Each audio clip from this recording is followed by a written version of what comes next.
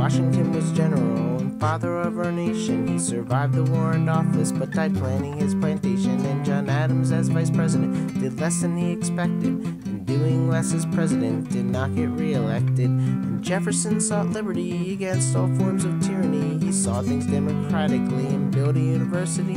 James Madison made the Bill of Rights and Constitution clear, while James Monroe came here from the Western Hemisphere.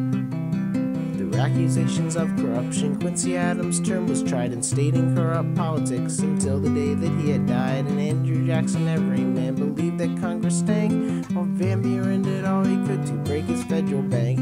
William Henry Harrison died right after elected. Then John Tyler took office and was just as soon rejected. And James Polk seemed to think the biggest nation was the best, and expanded territories to the south and to the west. Zach Taylor was a general who sent natives to their graves. He was hated in the South, although he owned 100 slaves. And Fillmore, I know nothing, made the slavery increase. And Franklin Pierce knew even less of how to keep the peace. James Buchanan thought they'd solve the issues through the court, but inadvertently he drove the North and South further apart. And Lincoln saved the Union, so they shot him in the head. And Andrew Johnson helped the poor and got impeached instead.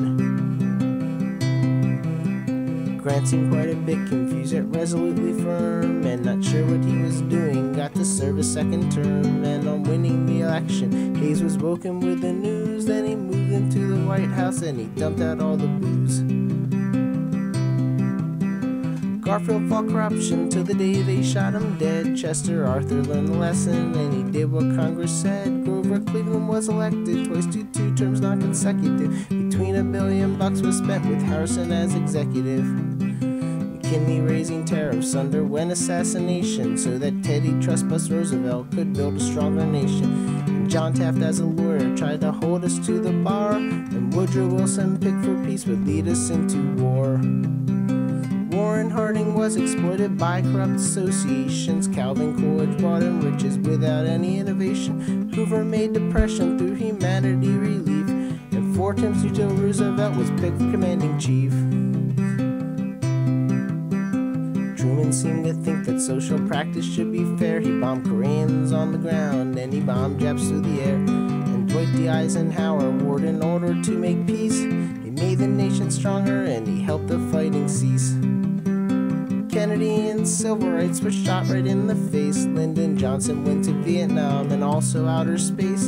The Watergate fiasco brought on Nixon's resignation, and Ford avoided foreign fights but fought against inflation. Carter made his chief concern sustaining human rights, but the country didn't like the way he handled foreign fights. And Reagan came to D.C. as a star from Tinseltown. He built our army up and made our riches trickle down.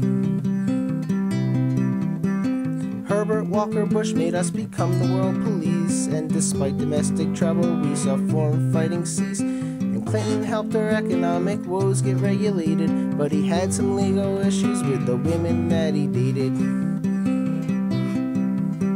Despite untold disaster, we brought W. George Bush back, and all we know so far is that Barack Obama's black.